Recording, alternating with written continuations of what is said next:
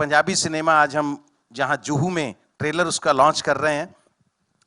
आप देखिए कि पंजाब का कंट्रीब्यूशन, आप शुरू हो जाइए बलराज साहनी साहब से, अमजद खान साहब की बात कर लीजिए, दिलीप साहब की बात कर लीजिए, ये पूरी कपूर फैमिली की बात कर लीजिए, धर्म जी की बात कर लीजिए, सुनील दत्त साहब की बात कर लीजिए, आप अजय देवगन साहब की फैमिली की बात कर लीजिए, पता नहीं कितने, मतलब प्राण साहब की बात कर लीजिए, ओम प्रकाश साहब की बात कर लीजिए आप, तो इतने, हाँ जी, हाँ, खन्ना साहब, अक्षय भाई, वे सबका जो बैकग्राउंड है, पंजाब से लोग आते हैं, लेकिन पंजाबी सिनेमा पीछे रह रहा था हमारा। उसका एक रीजन ये है कि पंजाबी के लोग, जो हम पंजाबी बोलने वाले हैं पंजाब के, वो हिंदी को भी उतने ही अच्छे से समझते हैं, प्यार करते हैं, कि उनको कभी लगा नहीं कि ये सिनेमा हमारा नहीं है। तो हिंदी को ही प्यार करते रहे वो, और करना भी चाहिए, बहुत अच्छा सिनेमा है हमारा। लेकिन रीजनल सिनेमा कहीं ना कहीं बैकफुट पे जा रहा था। तो आज एक बहुत बड़ा क्रेडिट मैं गिप्पी गरेवाल को भी देना चाहूंगा कि गिप्पी ने आज एक नया आयाम दिया है पंजाबी सिनेमा को, कि हम लोग आज जहां इसको शूट करने के लिए कभी कनाडा, कभी यूके और डिफरेंट प्लेसेस पे जाते हैं, लेकिन इतना बड़ा लॉन्च देना पंजाबी, ये पंजाबी पिक्चर का लॉन्च नहीं है, पंजाबी सिनेमा का एक इंटरनेशनल लॉन्च है। और वाकई पिक्चर बनाने में भी कोई कसर नहीं छोड़ी, और सबसे खूबसूरत जो हमारी हीरोइन अभी पंजाबी सिनेमा की, जो सबसे ज्यादा और सबसे खूबसूरत भी नहीं है, खूबसूरत काम भी कर रही हैं। तो आपको कैसे पता मैं आपकी बात ही करने वाला हूं? नहीं, आप क्या, मतलब अभी मैंने शुरू ही किया, तो फिर आप ही की तो बात हो सकती है ना, और किसकी हो सकती है ना।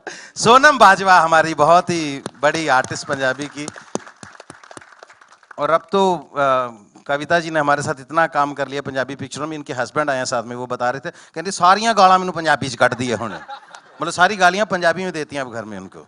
तो इन्होंने भी कमाल का काम किया है। और मैं अगर हमारे सबसे सीनियर जसविंदर भल्ला जी, तो इन पंजाबी कैसेट्स आते थे हमारे छोटे छोटे, और ये कैसेट से इनका रादर दूरदर्शन से शुरू करके इन्होंने कैसेट कल्चर से आगे फिर टीवी और उसके बाद फिल्मों में पंजाबी कॉमेडी को एक ऐसा मकाम दिया है कि हम भी इनको फॉलो करते करते यहां तक पहुंच गए।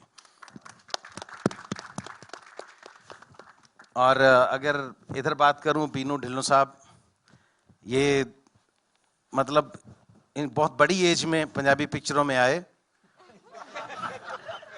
और उसके बाद ऐसे छोटे होते कि हमें कॉम्प्लेक्स देते हैं। अब ये पर बहुत गंदी बात है सर, ये वैसे हैं, जैसे अभी बताया राजीव ने कि ये पहले कभी हीरो की बगल में खड़े होते थे, आज ये पंजाबी कॉमेडी फिल्मों के हीरो हैं, हीरो को कई बार बोलते हैं चल बेटे बगल में हट जरा, चल।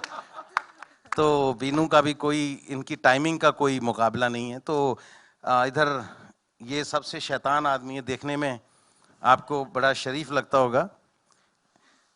पंजाबी कॉमेडी को अगर किसी ने डायलॉग में एक इज्जत दिलवाई है, वरना क्या होता था कि कुछ भी बोल दो वो कॉमेडी हो जाती है, लेकिन इतना बड़ा मकाम इन्होंने पंजाबी स्क्रिप्ट राइटिंग को दिया है। नरेश कथूरिया, कैरी ऑन जट्टा फर्स्ट लिख के इन्होंने एक सबके लिए चैलेंज खड़ा कर दिया था कि इसके बाद अब क्या लिखा जाए, और इन्होंने अपने चैलेंजेस को खुद ही बाद में एक्सेप्ट किया, और कैरी ऑन जट्टा 2 और 3 और भी बहुत पिक्चरें हैं, लेकिन मैं आज कैरी ऑन जट्टा की बात कर रहा हूँ। और इसके बाद हमारे इधर जानी साहब, जितने बड़े गाने आप आज सुन रहे हैं, जानी को अभी इंट्रोड्यूस करवाना पड़े तो फिर तो मतलब ये इनकी कला का अपमान है, क्योंकि इस दौर में पंजाबी सिनेमा की बात नहीं कर रहा हूं, हिंदुस्तान में अगर कोई सबसे अच्छा लिख रहा है, मीनिंगफुल लिख रहा है आज के दिन में, तो वो जानी है। और सानी साहब, जानी के साथ सानी, इनका कोई सानी नहीं है। तो ये हमारे पंजाबी डिस्ट्रीब्यूटर हैं, क्योंकि मेकिंग तब तक सफल नहीं है, तब तक सक्सेसफुल नहीं है, जब तक वो ऑडियंस तक सही से पहुंचे ना। तो सानी साहब ने डिस्ट्रीब्यूशन का जो एक नया सिलसिला पंजाब में चलाया, इन्होंने हमें सिखाया कि पिक्चर बना के लोगों तक लेके कैसे जाते हैं, और आज तक भी इनके लेवल तक कोई पंजाब में पहुंच नहीं सका। सानी साहब बहुत शुक्रिया कि आपने हमें इतना साथ दिया। डिस्ट्रीब्यूशन सबसे बड़ी चीज़ होती है, बैकबोन होती है सिनेमा की। अमरदीप जी हमारे साथी पिक्चर के, ये हमारे क्रिएटिव प्रोड्यूसर हमारे साथ में रहे ये, और राजीव को आप जानते ही हैं। और लास्ट में कैप्टन ऑफ द शिप, ये मेरा भाई भी है। मैं सच्ची बोलता हूँ, इतने शरीफ आदमी और इतने मेहनती आदमी, इनके लिए कई बार मेरी आंखों में पानी आ जाता है। सबसे, मैं सही बोल रहा हूँ, मैं इतना खराब दौर देखा इसी शहर में, मैं बात बता दूं, मेरा दिल करता है बताने को, हैं। मतलब हमारे इंडस्ट्री का आमिर साहब ये सबसे टैलेंटेड डायरेक्टर, कॉमेडी में एक ही है हमारे पास, सबसे नहीं मैं कहूंगा टैलेंटेड, कॉमेडी में डायरेक्टर ही एक है हमारे पास। तो कॉमेडी फिल्म बनानी हो तो लोग एक एक साल इनका वेट करते हैं कि इनके पास अगर टाइम हो तो इनके साथ ही बनाएंगे। लेकिन आमिर साहब एक वक्त था, ये मेरा भाई उस दौर से भी गुजरा है, पिक्चरें बनाने, एक पिक्चर सबसे हिट बनाने के बाद भी जोगेश्वरी स्टेशन के बाहर इनको एक छोटी सी वड़ा पाव की दुकान भी खोलनी पड़ी, उसका नाम था छोटी बाइट्स।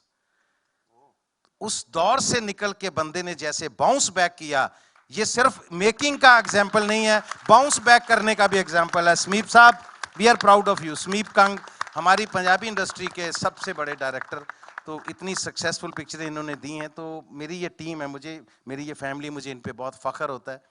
तो आज आप सब ने हमारा जो साथ दिया, और फिर से मैं कहूँगा कि आमिर साहब के आने से हम और बड़े हो गए।